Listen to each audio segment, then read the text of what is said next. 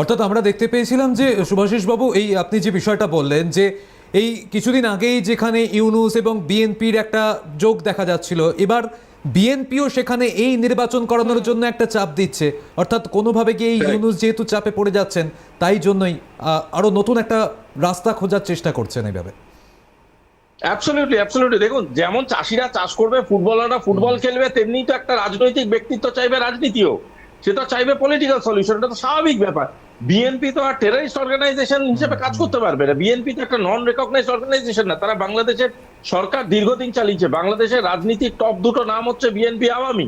সেখানে যেমন আওয়ামীকে তারা একটা কোন রকমের কোর্ট অর্ডার ফর্ডার ক্রিয়েট করে চুপ করিয়ে রেখেছে, সেরকম বিএনপি কে চুপ করাতে এখন পাচ্ছে না। কারণ বিএনপির এগেইনস্টে ডাইরেক্ট যে অ্যালিগেশনস গুলো ছিল, সেই অ্যালিগেশনস গুলো আর অ্যাক্টিভেটেড স্টেজে নেই।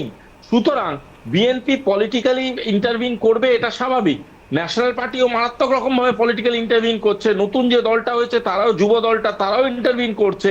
এবং সব থেকে ইম্পর্টেন্ট কথা হলো, ধরুন এরকম একটা কাল্পনিক স্ট্যাটাসের কথা যদি আমরা ভাবি, আগামী 1 মাস বা 1.5 মাস কি 2 মাসের মধ্যে যদি ধরুন আওয়ামী লীগের একটা নাম পরিবর্তন করে তারা রেজিস্ট্রেশন চায়, ধরুন নব আওয়ামী লীগ বলে একটা রেজিস্ট্রেশন চাইলো, আমি কথার কথা বলছি, যদি চাইলো, তাহলে কিন্তু তাদের কোর্ট কোন গ্রাউন্ডে তাদের আটকাবে এটা কিন্তু বিবেচ্য বিষয়। কারণ বাংলাদেশ ইজ নো মোর মানে national political matter, it is a international political dispute.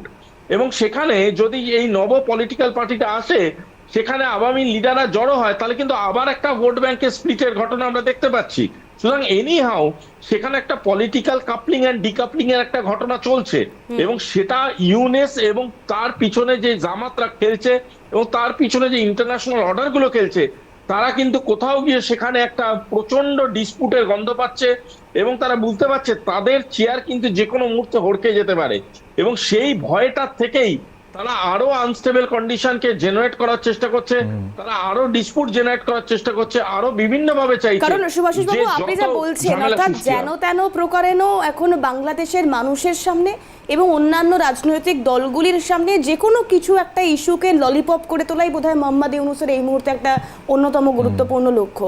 শুধু তাই নয়, আমরা এর আগেও দেখলাম এই জুলাই মাস পড়তে না পড়তেই কবে জুলাই ঘোষণাপত্র সামনে আসবে, কবে তা নিয়ে সনদ তৈরি হবে, এই নিয়ে নানান প্রশ্ন কিন্তু ইউনূসের বিরুদ্ধে গিয়েও বিএনপি, জামাত, প্রচুর এই রাজনৈতিক দলগুলো তারা সামনে এনেছেন। এবং সেক্ষেত্রে দাঁড়িয়ে এই মুহূর্তে বোধহয় শেখ হাসিনাকে ছোট দেখানো বা আওয়ামী লীগের পিছনে পড়ে থাকা, এটা একটা বৃহত্তর চ্যালেঞ্জ হিসেবেই নিচ্ছেন বা একদম কর্মসূচি হিসেবে ইউনূস নিচ্ছে ঠিকই। কিন্তু একটা বিষয় জানতে চাইবো, হাসিনার ক্ষেত্রে বা আওয়ামী লীগের ক্ষেত্রে এর পরবর্তী দিনগুলো কি সত্যিই কঠিন? দেখুন, আওয়ামী লীগের কঠিন সময় অনেক দিন ধরেই চলছে। এটা আজকে থেকে কঠিন বা আগামী দিন কঠিন এরকম বলাটা উচিত হবে না। কারণ তাদের টপ মোস্ট লিডার দেশের বাইরে, এবং তাদের সরকার সে কথা আজকের ডেটে ফাংশনাল নয়। তাদের লিডাররা ভীষণভাবে হেনস্থা হয়েছে, বহু লিডারকে খুন করে ফেলা হয়েছে। আওয়ামী লীগের একটা তো খারাপ সময় চলছে, এটা অস্বীকার করার কোনো জায়গা নেই। কিন্তু এটাও তো বুঝতে হবে যে আওয়ামী লীগ এমন একটা পলিটিক্যাল পার্টি যারা ম্যাক্সিমাম মেজরিটি নিয়ে এতদিন ধরে পাওয়ারে ছিল। সুতরাং একটা ধরুন, আমি একটা ছোট এক্সাম্পল, ধরুন ভারতবর্ষে এরকম তো হতে পারে না যে ভারতীয় জনতা পার্টির যে বৃহৎ ভোট ব্যাংকটা আছে সেটা ওয়ান ফাইন মর্নিং সেট করে উবে যেতে পারে না, এটা সম্ভব না। সেটা কমতে পারে, সেটা রিজনেবল হতে পারে, বাট উবে যেতে পারে না। সেরকমই আওয়ামীর যে ভোট ব্যাংকটা আছে, আপনি ওয়ান ফাইন মর্নিং বলতে পারবেন না যে সেই গোটা ভোট ব্যাংকটা হঠাৎ করে আজকে নিঃশেষ হয়ে জিরো হয়ে গেছে। এরকমও হতে পারে তারা যেহেতু বহু ইন্টারন্যাশনাল গভর্নমেন্টস এর সাথে কাজ করছে, ইন্টারন্যাশনাল গভর্নমেন্টস গুলো কিন্তু ডেটাবেস ওয়ার্কশপ করে। সুতরাং তারা হয়তো কোন রকম ভাবে সিট ওয়াইজ অ্যানালিসিস করে এটা দেখেছে, এরকমও হতে পারে যে আওয়ামীর একটা কনসিডারেবল ভোট ব্যাংক কিন্তু এখনো অ্যাক্টিভেটেড, এবং এতটাই অ্যাক্টিভেটেড স্টেজে আছে যে যদি তারা তাদের কাস্টিং করে তাহলে কিন্তু আওয়ামী মেজরিটির দিকেও এগিয়ে যেতে পারে। আমি পুরোটাই একটা কাল্পনিক স্তরে বলছি। যদি মেজরিটির দিকে আওয়ামী এগিয়ে যায়, that is a dark future for the people like Mohammad Yunus, যারা তাদেরকে ইন্টেনশনালি টপল করেছিল। যদি আওয়ামী ধরুন মেজরিটি গেল না, আমি আবারও বলছি এটা পুরোটাই একটা হাইপোথিসিস, আওয়ামী মেজরিটি পেল না, আওয়ামী এবং বিএনপি মিলে একটা যৌথভাবে একটা রাজনৈতিক গভর্নমেন্ট করলো, একটা পলিটিক্যাল সলিউশন আনলো বাংলাদেশে, তাহলেও কিন্তু সেটা is against Mohammad Yunus and Mohammad Yunus entire syndicate.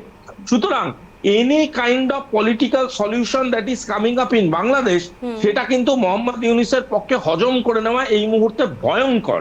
সুতরাং সে চাইছে বারংবার যাতে আওয়ামী লীগের সময়টা আরো কঠিন হয়ে উঠুক, বিএনপি কে যতটা সম্ভব তারা যেন সেকেন্ড স্টেজে রাখে, এবং সব থেকে বড় জিনিস সেটার জন্য তারা একটা অদ্ভুত থিওরি নিয়েছে, যেটা গত 2 মাস ধরে আমরা দেখতে পাচ্ছি, সেটা হচ্ছে unnecessary illegal intervention by foreign powers, যেটাকে তারা নিজেরাই জাস্টিফাই করতে পারছে না, যে একটা কেয়ারটেকিং গভর্নমেন্ট কিভাবে ডিসিশন নিচ্ছে, কোন পোর্টে কোন দেশ কিভাবে কাজ করবে, কোন জায়গায় কোন ইন্টেলিজেন্স অর্গানাইজেশন হিসেবে কিভাবে অফিস খুলবে, this cannot be a part of the decision specially by a nominated government, তাও আবার সংবিধানের সেই রুলটা থেকে, যে রুলটাকে তারা বলতেই দেখাতেই পারছে না যে সেই রুলটায় তাদেরকে নমিনেট করা হয়েছে।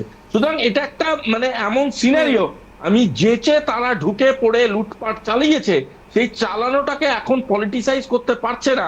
সুতরাং তারা চেষ্টা করছে যে এই পরিস্থিতিটা ভীষণভাবে একটা গোলমেলে হয়ে থাকুক।